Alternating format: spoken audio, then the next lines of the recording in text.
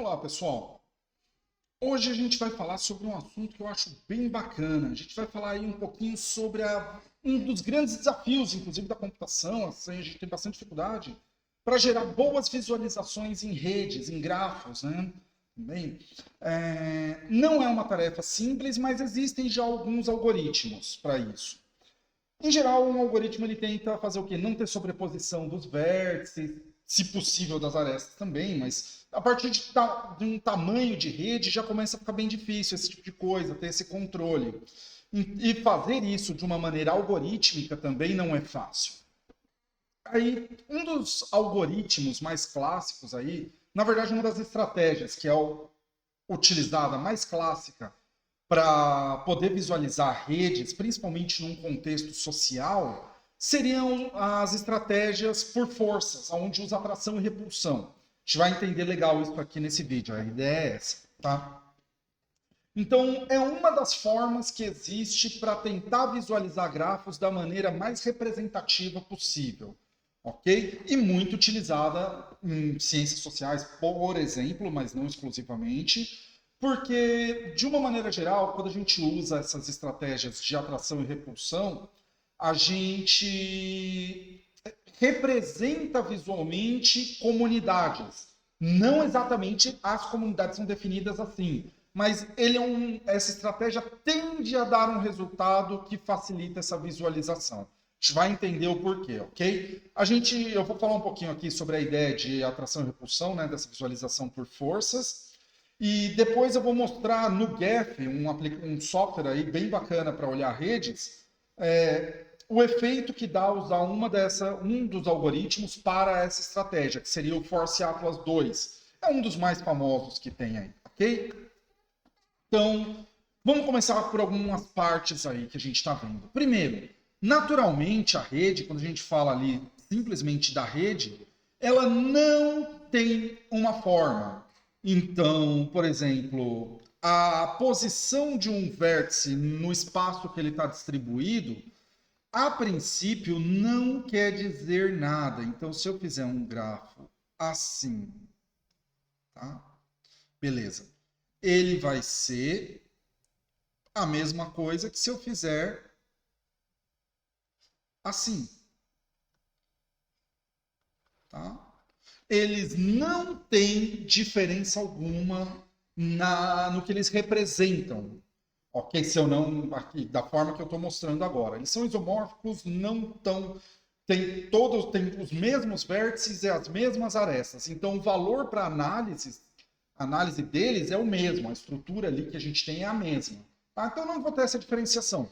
Então, não possuem de uma forma natural, assim, na forma mais básica, um significado, uma posição. Isso é irrelevante na grande maioria dos casos. Quando a gente passa métodos de ordenação, ali, a gente vai ver algumas diferencinhas, ok? Então, os vértices não têm uma posição definida. Porém, se eu não organizo eles de forma alguma, pode ser mais difícil para que eu visualmente, para que eu humanamente interprete o que eles querem dizer. Os grafos, as redes, os vértices e arestas, ok? Então, a gente pode usar alguns métodos para organizar esses vértices e essas arestas dentro do espaço que eu tenho disponível. Aí eu já consigo olhar e talvez perceber algum padrão, ou perceber que não há padrão, também é uma forma, certo? Então, uma abordagem bem comum, como eu comentei na introdução aqui do vídeo, é o uso de algoritmos baseados em forças. O que seriam essas forças? A ideia é que a gente, na hora de organizar a rede, a gente trate ali, mentalmente falando, e a ideia dos algoritmos segue esse pensamento, como se cada vértice fosse um elétron e se cada aresta fosse uma mola. Por que um elétron e por que uma mola? Elétrons se repelem. Então, quanto mais denso for o meu elétron, mais ele vai repelir, mais vai ter repulsão pelos outros. Por isso E quanto mais forte for a minha mola, maior é a atração. A mola vai puxar e vai atrair. Então, por isso que se chama atração, por causa das molas, e repulsão por causa dos elétrons. Quanto maior a carga do elétron, maior a repulsão que ele gera. quanto maior a força da mola, maior a atração que ela gera. Então vai ter essa disputa de força, vai ficar nessa briga do elétron se repelindo e as arestas se atraindo os elétrons. Que seria uma coisa meio que assim. Imagina que eu tenho aqui meus vários elétrons, meus vários vértices no meu grafo, e tem uma força entre eles empurrando. Quanto mais pesado, ou seja, quanto maior o grau desse vértice, mais ele expulsa os outros. Só que ao mesmo tempo que eu tenho essa força repelindo, eu tenho uma outra força atraindo. Ou seja, quanto mais forte for, quanto maior o peso dessa minha aresta, maior a atração ela gera. Então, se eu tenho um vértice muito denso aqui, e ele tem uma aresta muito leve com outro vértice, eles vão ficar bem longe. Agora, se eu tenho uma aresta bem forte e dois vértices levinhos, com grau baixinho, eles tendem a ficar mais próximos, ok? Então vai gerando essa tensão entre a atração e a repulsão, que já vai modelar e vai conseguir visualmente nos transmitir uma ideia de como está a nossa rede. E ao mesmo tempo também evita a sobreposição de vértices, porque se eles estão se repelindo, a tendência é que eles não fiquem um em cima do outro, ok? Então tem todo vértice exerce essa força, toda aresta exerce essa força e vai gerando uma distribuição. A ideia de algoritmos por força, né, de redes por força, é essa. Então, a forma da rede surge do equilíbrio entre atração e repulsão. Tende a ter um efeito ali que eu comentei no começo, de quem está mais juntinho ficar mais junto. Quem está mais separado fica mais separado. Então, ele meio que visualmente forma as comunidades. Tá? Não é comunidade, mas visualmente pode ser até que ele represente as comunidades. Mas não é obrigatório isso, só é uma tendência. Tá? Então, os vértices mais conectados tendem a estar mais próximos. Os vértices pouco conectados tendem a estar mais distantes. Ok? Ah, mas eu tenho um grupinho aqui e um grupinho aqui. Tende a formar dois grupinhos que se repelem. Ok? Então, essa é a coisa bonita das visualizações de redes por forças, e é por isso que é uma das estratégias assim mais utilizadas quando a gente quer principalmente identificar grupos ou visualizar esses grupos, né? Identificar, a gente vai lá, já tem vídeos aqui falando sobre comunidades, que seria o clusterização, tem vídeo aí no canal, dá uma procurada. E esse tipo de visualização tende a representar bem essa questão das comunidades, ok? Então, esse processo vai revelar algumas coisas para a gente. Por exemplo, regiões mais densas e separação entre grupos. Tenho dois grupinhos, eles tendem a se separar por causa do algoritmo de visualização. Tem uma região mais densa, ela tende a ficar ali juntinha por causa dessa questão da atração e da repulsão. Então, a posição dos vértices começa, com isso, a representar uma proximidade estrutural. Não é distância física, não estou falando, São Paulo está longe da Bahia. Não. Não tem a ver com a distância física do mundo real. A gente já fez a abstração, a gente modelou o nosso problema em formato de rede e transformou ali. Essa rede tem uma estrutura, tem suas métricas que dividem ali, né? E esse estilo de algoritmo, esse estilo de visualização, né, de organização da visualização, tende a representar essas distâncias estruturais, ok? Então, grupos densos na visualização frequentemente correspondem a comunidades, por isso que tende a ser um estilo de visualização bom para quem quer visualizar comunidades, mas a visualização não identifica as comunidades, ok? O que identifica são algoritmos, por exemplo, o Lovine, que a gente conversou aqui em outros vídeos, mas ele não identifica. Só que se você usar um Lovine e depois usar uma visualização por forças, por exemplo, o Force Atlas 2, as comunidades, se tiver uma modularidade boa, tal, as comunidades tendem a ficar bem separadinhas, não tendem a ficar muito misturadas. diferente de outras estratégias de visualização, ok? Mas falei bastante, agora vamos ver um exemplo aqui que eu vou mostrar no Gephi. Eu gerei, como eu já comentei em alguns momentos, eu trabalho bastante com uma base de dados chamada OpenAlex, que eu faço consultas por API, tem vídeos aí no canal falando sobre ela, e ela trabalha com dados bibliométricos, que seriam coisas relacionadas à publicação de artigos, trabalhos por cientistas. Eu criei uma rede de colaboração, uma rede de coautoria, com base em 4 pesquisadores, e fiz aqui, já deixei pronta essa rede só para a gente ver o impacto da visualização, tá? São 4 pesquisadores, um com muitas colaborações, 3 com menos, vão ter 2 grupos, tá? E eu acho que é uma bem representativa. Vai dar aqui um total de 217 nós, 216 arestas. Uma coisa interessante é que eu usei o conceito de redes egocêntricas, então eu criei a rede egocêntrica de cada um, o que nos permite uma análise bem egocêntrica de cada um desses 4 pesquisadores e olhando a rede direta deles.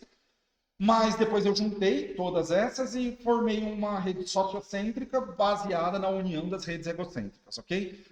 Se quer entender melhor esse vocabulário, se não entendeu o vocabulário que eu usei agora e quer entender melhor, tem um vídeo sobre redes egocêntricas aqui no canal, certo?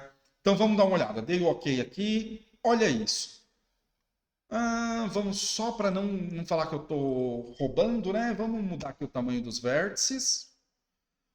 Depois eu posso fazer um vídeo sobre Gephi, uma boa coisa a se pensar. Esse aqui é o Gephi, é um software livre, né? Então pode ser utilizado, ele é bem bacana para visualização de redes. Os vértices em preto, aqui ó, 1, 2, 3 e o 4 aqui. Esses vértices em preto representam os pesquisadores. Os verdes e azuis são as colaborações desses pesquisadores. Percebam que, assim, consegui achar aqui, mas não está muito legal, tá? Vou usar agora uma outra visualização. Essa aqui é interessante, ela vai ficar meio redondinha. Reparem, ficou mais bonito de ver do que o que estava antes, que estava meio aleatório.